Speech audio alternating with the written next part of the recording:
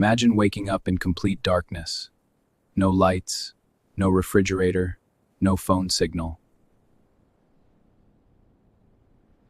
No hospital power. Now imagine this happening for the third time this month. This is Cuba, March 2026, and the lights are out again.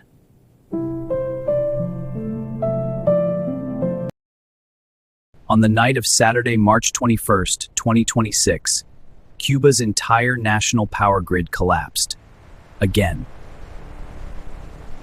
It started with a single generating unit failing at the Nuevitas thermoelectric plant in Camagüey province. Like dominoes falling, that one failure triggered a cascading shutdown, taking every online machine with it. The entire island went dark in minutes.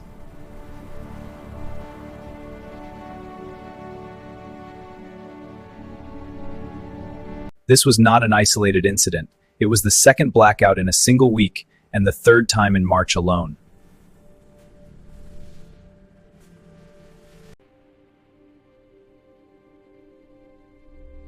For millions of Cubans, this was just another night.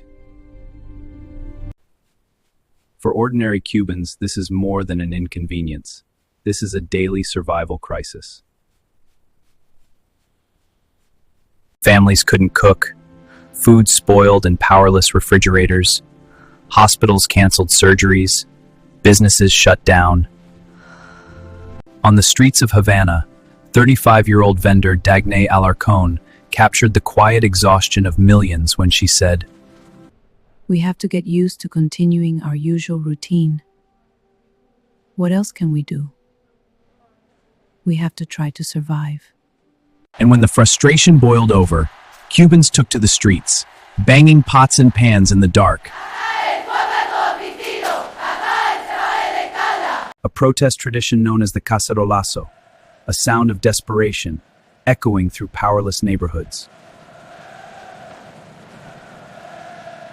So how did Cuba get here? Two forces broke this country's power.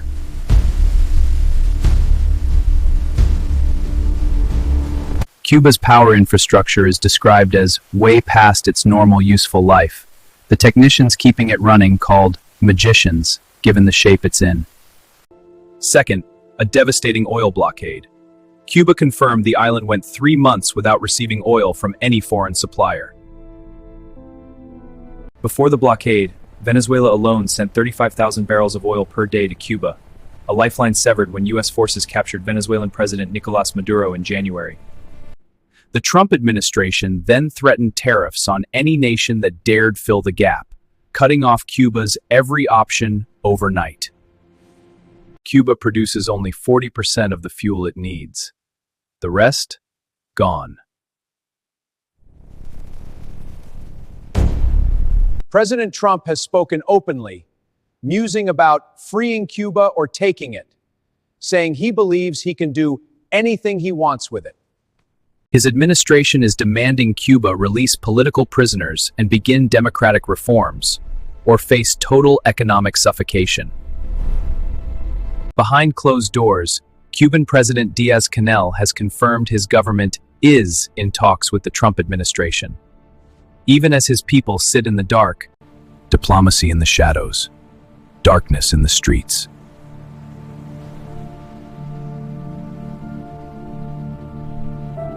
By Sunday morning, about 72,000 customers in Havana, including 5 hospitals, had power restored. A small victory. But that is a fraction of the capital's 2 million residents, and most of the city remains dark. Without oil, experts warn Cuba could face total economic collapse, triggering social chaos and a mass migration crisis the region has never seen before. Cuba has survived crises before. The U.S. embargo of 1962, the fall of the Soviet Union, decades of isolation. But this moment feels different. The lights keep going out, the fuel keeps running dry.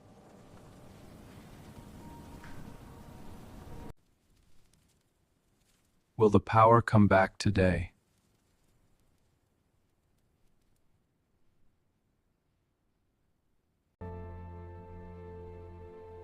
If this story moved you, share it. The world needs to know what's happening in Cuba. Like, subscribe, and stay informed. I'll see you in the next one.